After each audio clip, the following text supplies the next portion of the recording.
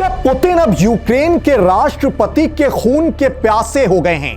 क्या 400 आतंकी यूक्रेनी सीमा में घुसकर जेलेंस्की को मौत के घाट उतारने की कोशिश में हैं? इस तरह के तमाम सवाल वजूद में आने लगे एक ब्रिटिश अखबार के दावे के बाद। ब्रिटेन के चर्चित न्यूज़पेपर ने एक रिपोर्ट के जरिए यह दावा किया है कि यूक्रेन के राष्ट्रपति व्लादिमीर जेलेंस्की की हत्या करने के लिए 400 रूसी आतंकियों को अफ्रीका से बुलाकर कीव भेजा गया है। रूसी राष्ट्रपति व्लादिमीर पुतिन के आदेश के बाद वैगनर ग्रुप का वहां एक आतंकी संगठन है, उसको यह जिम्मा सौंपा गया है और उसे कीव भेजा गया है। वहीं अखबार यह भी दावा कर रहा है कि जेलेंस्की के साथ ही उनकी सरकार के 23 अन्य सरकारी कर्मचारियों को भी हत्या करने की साजिश रची गई है। बताया जा रहा है कि वैगनर ग्रुप से जुड़े आतंकी अब जेलेंस्की की तलाश में जुट गए हैं और ऐसा करने के बाद यह माना जा रहा है कि यूरोप में रूस अपना एक बड़ा प्रभुत्व स्थापित कर लेगा। ऐसा करने से रूस को पूर्वी यूरोपीय पड़ोसी यूक्रेन पर कब्जा करने में भी आसानी होगी। कथित रूप से किराए की सेना को चलाने वाला एलीट लड़ाका येवगेनी प्रिगोजिन है। यह रूस के राष्ट्रपति पुतिन का करीबी होने के साथ आमतौर पर पुतिन का शेफ भी कहलाता है। रिपोर्ट यह भी दावा करती है कि करीब 5 हफ्ते पहले इस आतंकी संगठन से जुड़े लोग और उसके आका अफ्रीका से रवानगी कर चुके हैं और अब कीवी में वो जेलेंस्की की तलाश में हैं मौत के घाट उतारने के लिए। ऐसा दावा है ब्रिटिश अखबार का। बताया जाता है कि सर्वाधिक प्रशिक्षित पुतिन की सेना से क्रेमलिन से हरी झंडी मिलने का इंतजार भर है।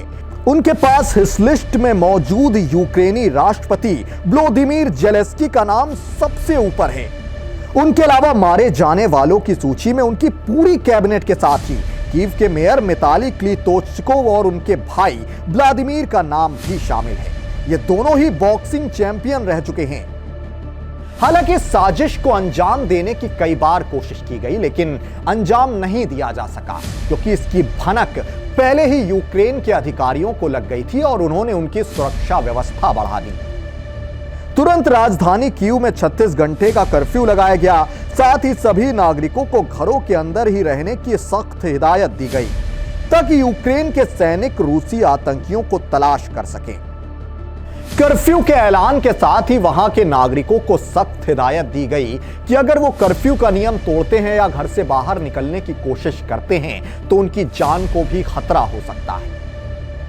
अखबार के दावे के मुताबिक वैगनर ग्रुप के 2000 से 4000 आतंकी जनवरी में ही यूक्रेन पहुंच गए थे, लेकिन उन्हें अलग अलग अभियानों के लिए भेजा गया। इनमें से कुछ को यूक्रेन के पूर्वी क्षेत्र में विद्रोही इलाके डोनेस्टक और लुहंस भेजा गया, जबकि बेलारूस के रास्ते कीव पहुंचे 400 आतंकियों को जेलेंस्की को मारने का जिम्मा सौंपा गया है। और यही आतंकी समूह वैगनर अब लगातार जेलेंस्की की तलाश में जुटा हुआ है खुफिया तरीके से, और माना जा रहा है कि पुतिन के आदेश के बाद अब वो जेलेंस्की को अपना आखिरी शिकार बनाकर यूरोपीय मुल्कों में एक नया दबदबा कायम करने की कोशिश करेंगे। नमस्कार, मैं हूं मानक गुप्ता। अगर आपको हमारा ये वीडियो पसंद आया हो तो इसे लाइक और शेयर जरूर करें, और हाँ, हमें सब्सक्राइब और फॉलो करना ना भूलें ताकि आप देश और दुनिया की कोई खबर मिस ना करें। तो जुड़े रहिए हमारे साथ और देखते रहिए News 24।